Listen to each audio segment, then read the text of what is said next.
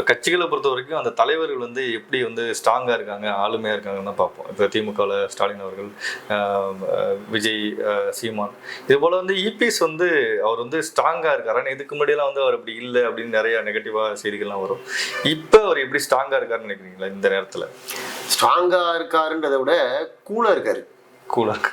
So ஏன்னா 2 மாதத்துக்கு தேர்தல் வரப்போகுது, ஆட்சியை பிடிக்கணும், விட்டதை பிடிக்கணும் அப்படின்னா எவ்வளோ பதட்டம் இருக்கும். ஆனால் அவருடைய பேச்செல்லாம் நம்ம பார்க்கும்போது, நடவடிக்கைகளை பார்க்கும்போது ரொம்ப கூலாக ஹேண்டில் பண்ணுற மாதிரி இருக்குது.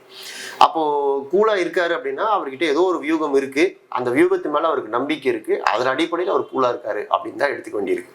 ஸோ இல்லைன்னா இந்நேரத்துக்கு நீங்கள் பாருங்கள், இப்போ திமுகவில் அடுத்தடுத்து மாநாடு போட்டுகிட்டே இருக்காங்க. ஒரு 10 நாளைக்கு ஒரு மாநாடு, மண்டல மாநாடு, மகளிர் மாநாடு, அப்புறம் வாக்குச்சாவடி முகவர் மாநாடுன்னு. ஆனால் நீங்கள் இபிஎஸ்ஸை போய் கேட்டனா மாநாடெல்லாம் தேவையில்லைங்க, அதெல்லாம் போதும், நான் எப்படி ஓட்டு வாங்கணும்னு தெரியும் அப்படின்னு சொல்கிறாரு. இப்போ நீங்கள் அதிமுகவில் எத்தனை மாநாடு போட்டாங்க பெரிய அளவில்? நீங்கள் திமுகவில் பாருங்க, கடந்த ஒரு வாரத்தில் 2-3 மாநாடு போட்டாங்க, அடுத்தடுத்த கூட்டங்கள் போட்டுக்கிட்டே இருக்காங்க. இங்கே அந்த மாதிரி இல்லை. ஸோ இது சைலண்டாக இருக்கிறதே ஏதோ ஒரு பெரிய பிளான் இருக்குது அப்படின்ற மாதிரி தான் தோணுது. இல்லை, இப்போ அது டிடிவி உள்ளே வந்தது கூட உங்களுக்கு வந்து ஒரு மாஸ்டர் ஸ்ட்ரோக் தானே சார்? ஆமாம்.